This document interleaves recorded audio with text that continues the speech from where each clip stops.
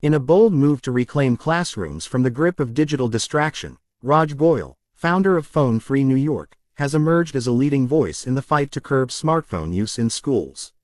On a recent Fox News segment, Goyle passionately discussed New York's groundbreaking legislation, set to take effect in the 2025-2026 school year, which will make it the largest state in the U.S. to enforce a bell-to-bell smartphone ban in K-12 schools.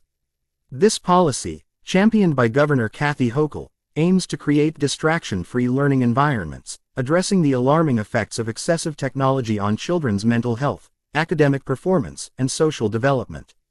Goyle, a former Kansas legislator and tech CEO, argues that smartphones in schools fuel bullying, isolation, and declining well-being, citing research that links heavy screen time to anxiety, depression, and sleep issues. As the debate intensifies, with parents and educators divided over safety concerns and enforcement challenges, Goyle's advocacy signals a seismic shift in how society navigates the digital age's impact on its youngest members. Will this ban restore focus and connection in classrooms, or spark new tensions in an already complex educational landscape? The push for phone-free schools didn't materialize overnight. It's the culmination of years of growing concern among educators, parents, and policymakers about the pervasive influence of smartphones.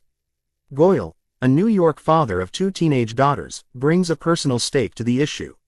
"I love the promise of technology," he said on NY1's Inside City Hall, "but there needs to be some safe spaces where we can be screen-free and distraction-free."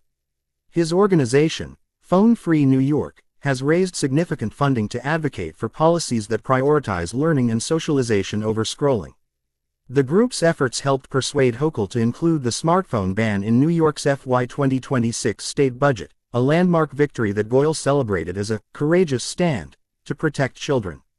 The policy mandates no unsanctioned smartphone use during the entire school day, including lunch and study hall, while allowing schools flexibility to design storage solutions, backed by $13.5 million in state funding.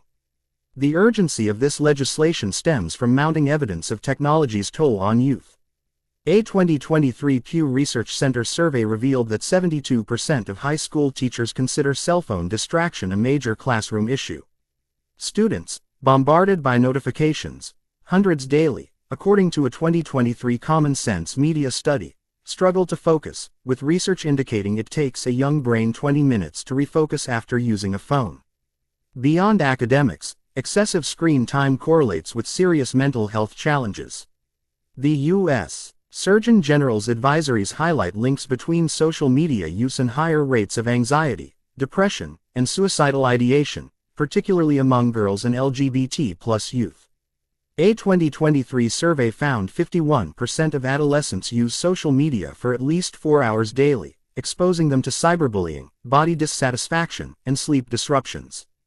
Goyle emphasized these findings on Fox News, noting that smartphones supercharge in-school violence and bullying, while isolating students from meaningful peer interactions. New York's policy builds on a broader movement. As of June 2025, 22 states and Washington, D.C., have enacted laws or policies restricting cell phone use in schools, with states like California, Louisiana, and Florida leading the charge.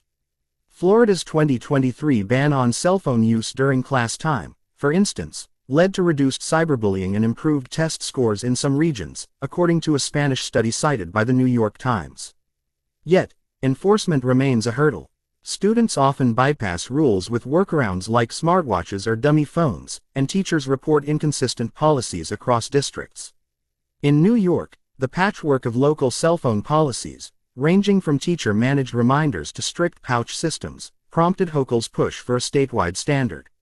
Her listening tour, launched in July 2024 at Guilderland High School, gathered input from teachers, parents, and students, reinforcing the need for uniform restrictions. Goyle's advocacy extends beyond phones to broader digital harms.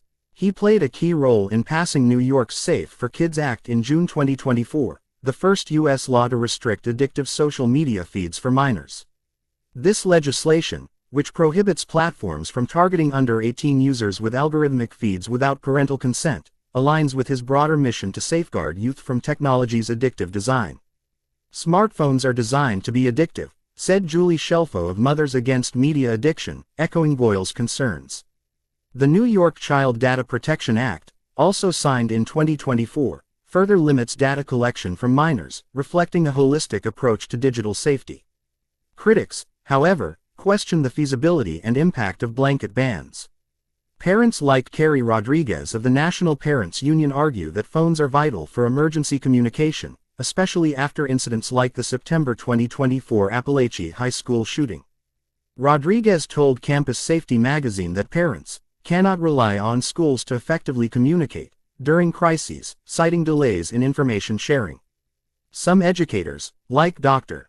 Catherine Lee Osrush from the University at Buffalo, warn that bans may feel like an emotional loss for students, potentially exacerbating anxiety, particularly for those reliant on phones for family contact, such as undocumented students fearing deportation.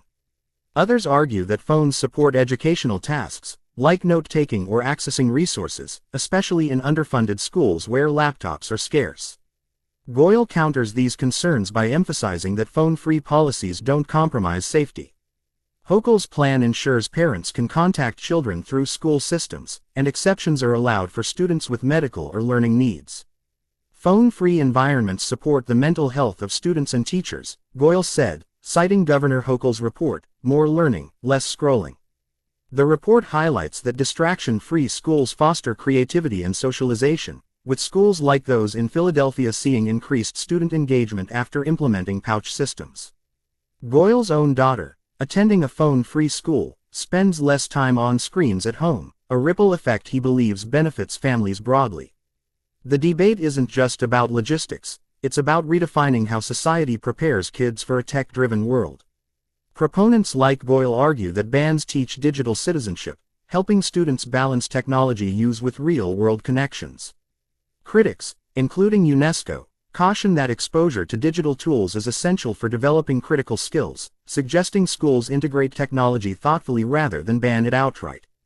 A 2023 Norway study found that smartphone bans improved girls' grades but had no effect on boys, hinting at nuanced impacts.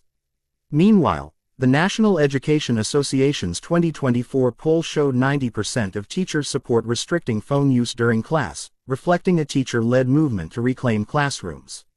Implementation poses its own drama. Schools must navigate storage solutions, from lockable pouches to classroom, phone hotels, while addressing equity concerns. Wealthier districts may afford advanced systems, while others rely on state funding. Students, tech-savvy and resistant, may skirt rules, as seen in Minnesota, where kids used smartwatches to access social media. Teachers, already stretched thin, worry about becoming enforcement officers. United Federation of Teachers President Michael Mulgrew stressed the need for uniform disciplinary policies to avoid burdening educators. Hochul's policy addresses this by involving teachers, parents, and students in crafting local plans, ensuring flexibility within a statewide framework. The stakes are high, and the narrative is unfolding with suspense. Will New York's ban set a national precedent, as Goyle hopes, or will enforcement challenges and parental pushback derail it? The policy's success hinges on collaboration between schools, families, and advocates like Goyle, who sees this as a common-sense policy that benefits everyone. As schools prepare for the 2025-2026 rollout, the tension between safety, learning, and digital freedom looms large. Goyle remains optimistic, backed by figures like Jonathan Haidt, author of The Anxious Generation, who praises New York's model legislation for giving kids a full, uninterrupted school day to engage, play, and grow. The broader implications are profound. New York's move could inspire other states, as seen in Brazil's nationwide ban and the UK's new guidelines. Yet, the digital age demands balance. Technology drives progress. Goyle himself, as CEO of Badala, leverages data analytics for legal innovation, but its unchecked presence in schools risks harm. The struggle is to create spaces where kids can thrive without losing the benefits of connectivity. As Goyle told Yahoo News, since the pandemic, social media use has soared while our kids' well-being has collapsed. His mission, and New York's bold experiment, is a high-stakes gamble to reverse that trend, one classroom at a time.